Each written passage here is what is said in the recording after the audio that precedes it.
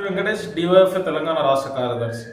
తెలంగాణ రాష్ట్రంలో కాంగ్రెస్ ప్రభుత్వం నిరుద్యోగ యువతకు ఉద్యోగ ఉపాధి అవకాశాలు కల్పించడంలో పూర్తిగా వైఫల్యం చెందింది. అదేవిధంగా బడ్జెట్ సమావేశాల్లో నిరుద్యోగ వృత్తికి ప్రతి నిరుద్యోగికి 4,000 రూపాయలు ఇస్తామని ఎన్నికల హామీ ఇచ్చింది. కానీ ఈ బడ్జెట్ సమావేశంలో ఎలాంటి నిధులు కేటాయించలేదు.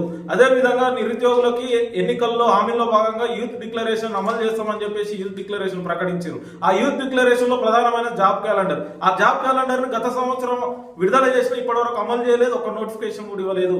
రాష్ట్రంలో నిరుద్యోగ యువత ఈ రోజు అనేకమైనటువంటి అప్పులు చేసి కోచింగ్ సెంటర్లలో కోచింగ్లు తీసుకుంటూ ఈ రోజు లైబ్రరీలలో ఎదురు చూసుకుంటూ ఎప్పుడు నోటిఫికేషన్లు వస్తాయని చెప్పేసి ఎదురు చూస్తున్న పరిస్థితి తెలంగాణ రాష్ట్రంలో ఉన్నది. తీవ్రమైనటువంటి ఆవేదన చెందుతున్నటువంటి నిరుద్యోగులు ఈ రోజు రోడ్ల మీదకి వచ్చి అనేకమైనటువంటి ధర్నాలు నిర్వహిస్తున్న రాష్ట్ర ప్రభుత్వం పట్టించుకోవట్లేదు.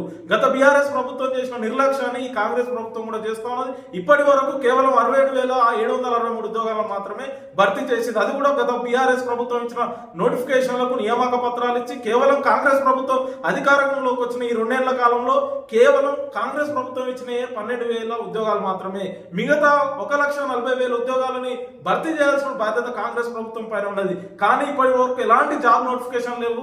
ఇప్పటి వరకు ఎలాంటి నిరుద్యోగ వృత్తి ఇవ్వట్లేదు. యూత్ డిక్లరేషన్ లో ఉన్నటువంటి హామీలను ఏ ఒక్కటి కూడా అమలు చేయకుండా నిరుద్యోగ యువతను మోసం చేస్తా ఉన్నది. కాబట్టి డివైఎఫ్ తెలంగాణ రాష్ట్ర కమిటీ నిరుద్యోగులకు నోటిఫికేషన్లు వేయాలని చెప్పేసి, అదేవిధంగా జాబ్ క్యాలెండర్ అమలు చేసి తక్షణమే 2 లక్షల ఉద్యోగాలకు నోటిఫికేషన్లు వేయాలని, రాజీవ్ యువ వికాస్ పథకాన్ని అమలు చేయాలని చెప్పేసి రేపు మార్చి 26వ తేదీన అసెంబ్లీ ముట్టడికి పిలుపునివ్వడం జరుగుతుంది. ఈ అసెంబ్లీ ముట్టడిలో రాష్ట్ర వ్యాప్తంగా ఉన్న నిరుద్యోగ యువత పెద్ద ఎత్తున పాల్గొని జయప్రదం చేయాలని చెప్పేసి కోరుతా ఉన్నాం.